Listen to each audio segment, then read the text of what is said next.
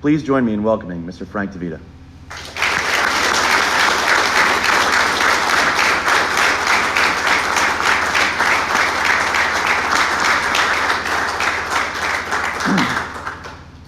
On June 6th, probably around 5 o'clock, we started lowering our first boats. We had 26 boats aboard my ship. They were called Higgins boats. They were about 36 inches long. I had a crew of 3. I'm a gunner's mate.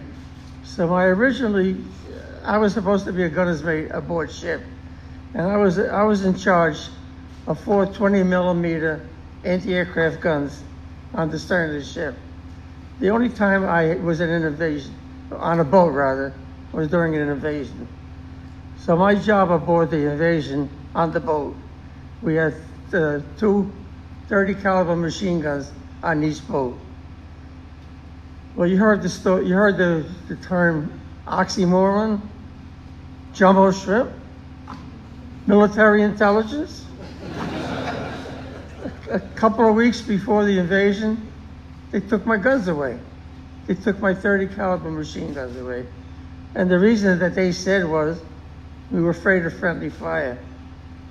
Well, there was no friendly fire. The only fire was from the Germans, and they weren't very friendly. So now I had no 30 caliber machine guns, so the next job they gave me was to drop the ramp. Now, a Higgins boat is made out of plywood, believe it or not. And the only metal on the whole boat is the ramp. It's like a garage door that goes up and down, up and down. And my job at that time was to drop the ramp. So we were about 11 miles out because the Germans had a gun called the 88, and the 88 had a range of 10 miles. So we stayed 11 miles out. It was good for the transports, but it wasn't good for us because we had a 2-hour trip to go to the beach. And the channel that day was very, very rough. And we started going towards the beach, and there was mines in the water, glass mines. 5 o'clock in the morning, hard to see a glass mine. So the minesweepers came in and got rid of the glass mine, and we headed towards the beach. Now, a Higgins boat is a flat bottom boat, so we could go right on the beach. Unfortunately, we couldn't get on the beach because 200 or 300 yards out were all these obstacles. The Germans had these cross beams, I-beams, with a mine on top. And the beach was mined also. And then they had something that we were afraid of. They had telephone poles. Telephone poles. On top of the telephone pole was a mine, just sitting on top of there. It wasn't nailed down or screwed down. Now, if the boat happened to hit that, the mine would come into the boat and kill everybody on the boat. So we had to avoid those. We had to avoid. Very, very dangerous. And on top of that telephone pole was a teller mine. Now the teller mine, when they explode, they don't explode up. They explode out, taking a man's legs off. So we had to avoid those. So now we got about 200 yards in, and the coxswain yelled to me, "DeVita, drop the ramp." I never heard him because of the roar of the guns, the 2 big diesel engines behind me. I didn't hear him. So he yelled a second time, "DeVita, drop the ramp." And this time I heard him. But unfortunately, there was one machine gunner, and he kept hitting the ramp. And the ramp is made out of steel, probably 2 or 3 inches steel. And the machine gun was like a typewriter, hitting the ramp. So he told me to drop the ramp.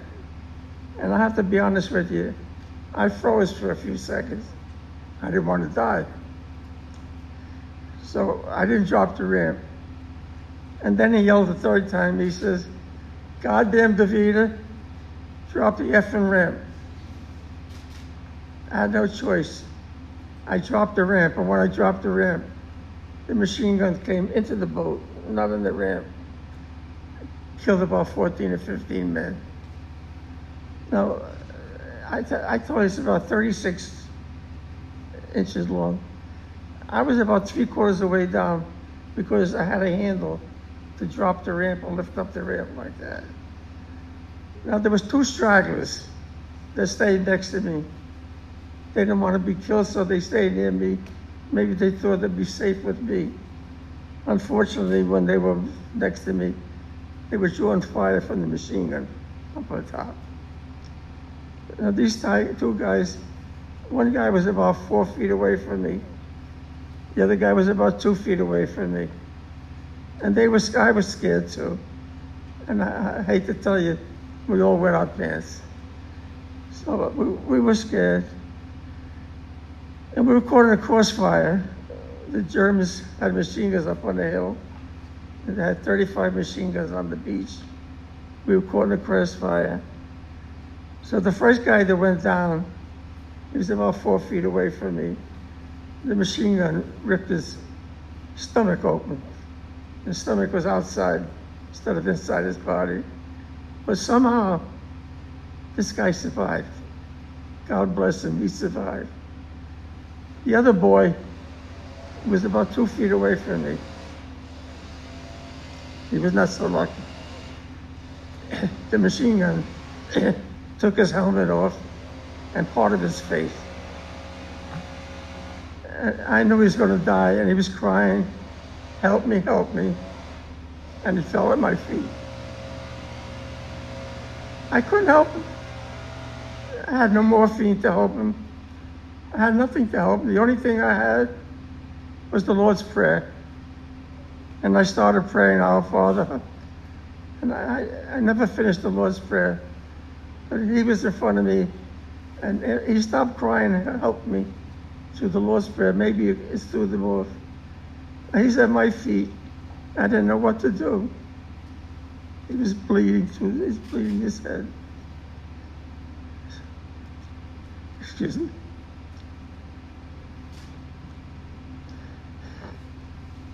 I knew he was going to die because half his head was off. And I didn't know what to do.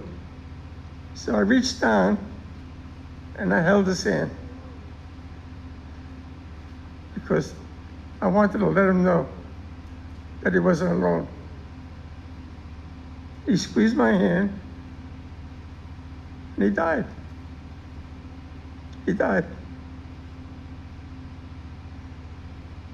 He was just a little boy. Just a little boy. So then the coxswain yelled, DeVita, raise the ramp, let's get the hell out of here. We're in a crossfire. Some of the guys that were killed in the front, they were killed again. How many times can you kill a person? So he yelled to me, he says, raise the ramp. So I pulled the handle, the ramp did not come up. I pulled it again, the ramp did not come up. Then I put it on auto, the ramp still not come up.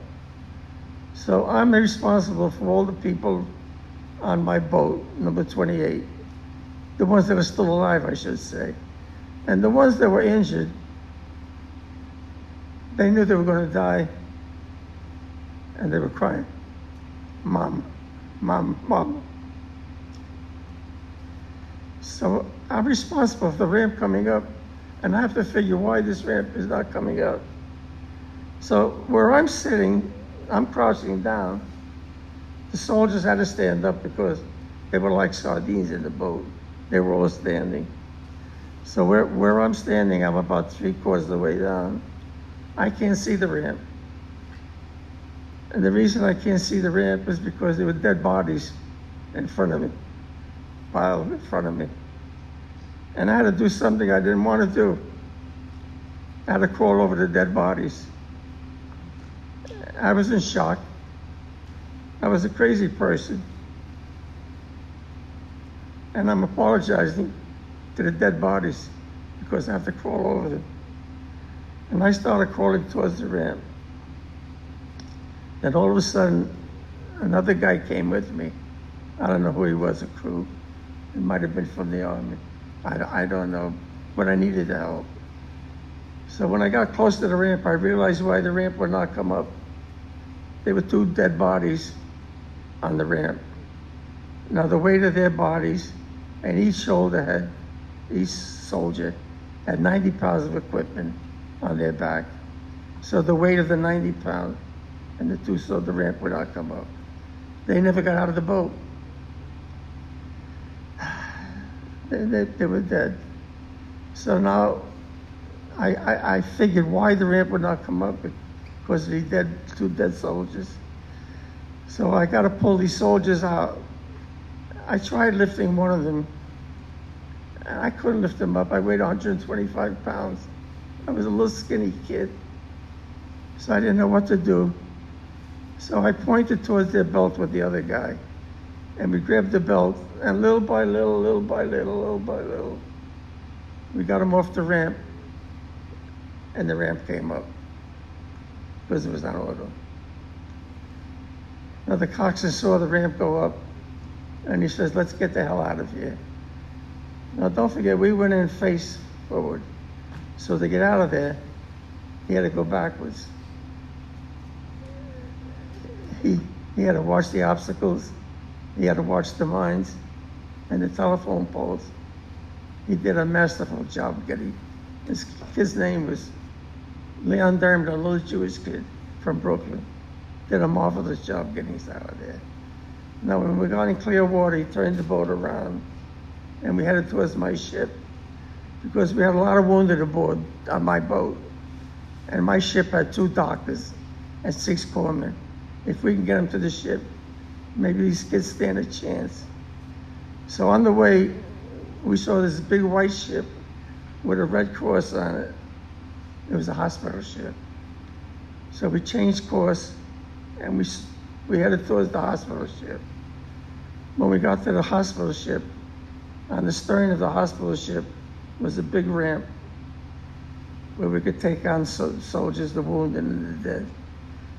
And 2 guys from the hospital ship, they were angels. They jumped in my boat. I called them angels because they did something we could not do. They had to extricate the dead, pull them off to get to the wounded. We couldn't do it, we were spent. So they did something we could not do. Now don't forget, I'm in shock. A lot of these things that I'm telling you, I mean, they come back to me, but at that time, I really didn't know what to, I was scared. I was a 19-year-old skinny kid, and I was scared. I didn't want to die.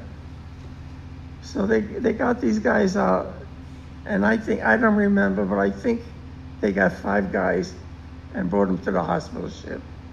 Now these 5 guys stand a chance, because in the hospital ship they have doctors and corpsmen and morphine. Maybe they could save some of these kids. So with that, the 2 guys left our boat. We took the boat out and we headed towards my ship. The ship was about 10 miles out. So it took us quite a while to get out there. When we got to my ship, they had dropped a sled. And the sled is like a big garage door where we could take the wounded and the dead, put them on the sled, and the crane would come out, pull them out. Then somebody yelled with a foghorn, "I want 1 man from each boat to come aboard to be interrogated." Maybe they thought that we could help the succeeding waves.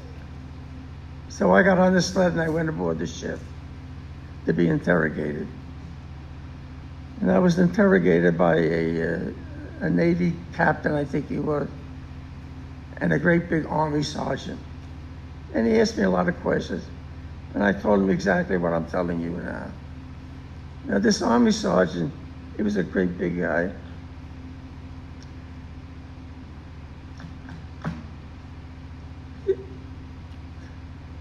He put his arm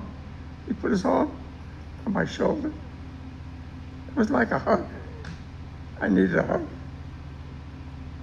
And he said to me, he said, "Son, those machine guns could only fire for so long. then they overheat. What you have to wait, because they're going to change the barrels. When they change the barrels in the machine gun, that's when you drop the ramp. So I said, how much time do I have when they're changing the barrels? He says, 7 to 10 seconds. 7 to 10 seconds, I have to make a decision to drop the ramp. So I listened to him, and I dropped the ramp. Now, I had 32 men on my boat. On the first wave, 3 men, when I dropped the ramp, 3 men hit the beach, and they were cut down immediately.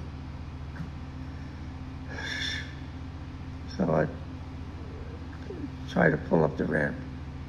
I told you the ramp would not come up. So I have to make the decision, and I waited. He said, you have to wait. Now, don't forget, I got wounded and dead on my boat. And the woman, the wounded are crying. They wanted to get off the boat, pull the ramp, drop the ramp, so we could get off the boat. They wanted to get off the boat so they could get on the beach and die. So I had to wait, and I waited, and I waited, and I waited, and eventually there was a lull, and that was when he changed the barrel. So I dropped the ramp, and 8 guys got off this time. So I thought I was making a lot of progress. From 3, I had 8. Of course, when those 8 got to the beach, they were cut down immediately. They were dead. So now the captain says, pick up the ramp, let's get the hell out of here. So we went back to the ship, and I told you I was interrogated. Now, I want you to stay with me for a few seconds. I'm aboard ship, all by myself. I'm alive. I got my 2 arms, my 2 legs, my 2 eyes. I have to make a big decision. Do I stay aboard the ship and send somebody else to my place? And if I send somebody else to my place and he's killed, I'd have a guilty conscience the rest of our life. So I have to make a decision. Am I going to go back and face the machine guns again? And I made the decision. I went back 14 more times. 14 more times. Now, the division that we took in was the 1st Division and the 29th. So I have to make a decision now. And I went back 14 times. Now, when I say we went 15 times, I don't mean 15 times we went into the beach, because we only went to the beach 7 or 8 times. The rest of the times we were going back, I had to go in the water and help pick up these dead soldiers or wounded soldiers and put them in my boat. And like I said, I weighed 125 pounds. I couldn't do it by myself. So 2 or 3 of us in the water, we would pick up these bodies and put them on the boat. At the end of the day, we took 308 dead bodies or wounded back to my ship. Now, when you stop to think that 2,000 died on that beach that day, and we took 308 back to my ship, that was quite a feat, quite a big amount. Can I take a break for a second?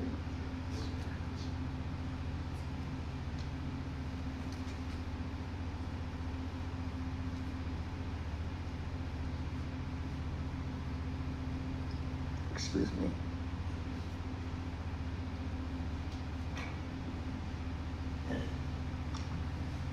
So when I made the 15th trip going back, my boat was number 28. The crane came out like a cherry picker, picked up my boat, put her in this Every boat had a slot. Put it in their slot. And I got off the boat. And I was all by myself. All the boats hadn't come up yet. I was full of vomit and blood. I didn't know what to do.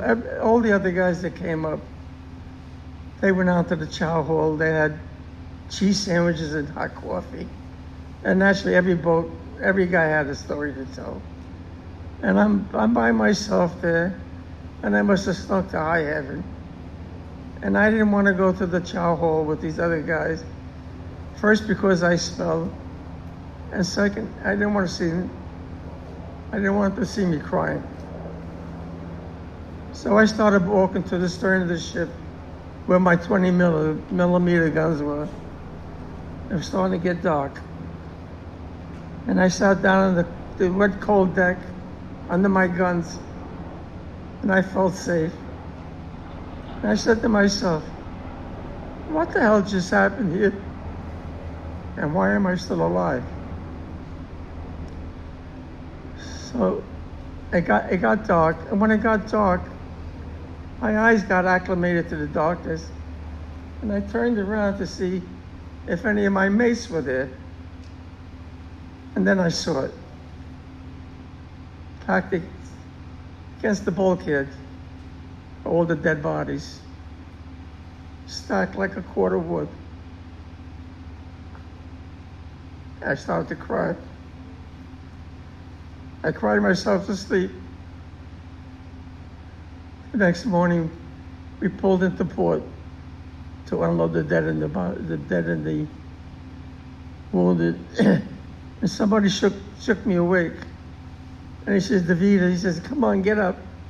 We have to unload the dead and the wounded. I think it was Lieutenant Cool, but I don't know who it was. So we pulled into Portsmouth Harbor, and when we got there, all the ambulances and the lorries and everything. And the nurses came aboard and the doctors and helped us unload.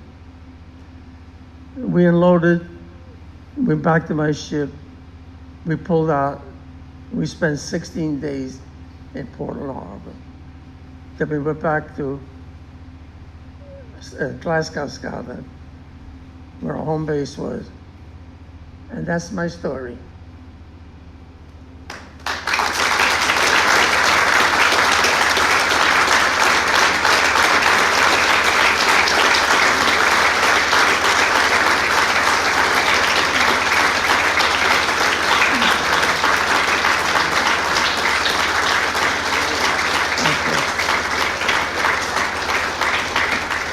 I'd just like to say one more thing. People call me a hero. I am not a hero. There's a cemetery in Normandy, Colville, and in that cemetery are 9,700 soldiers who were killed in Normandy. Those are the heroes. I'm a survivor. Thank you.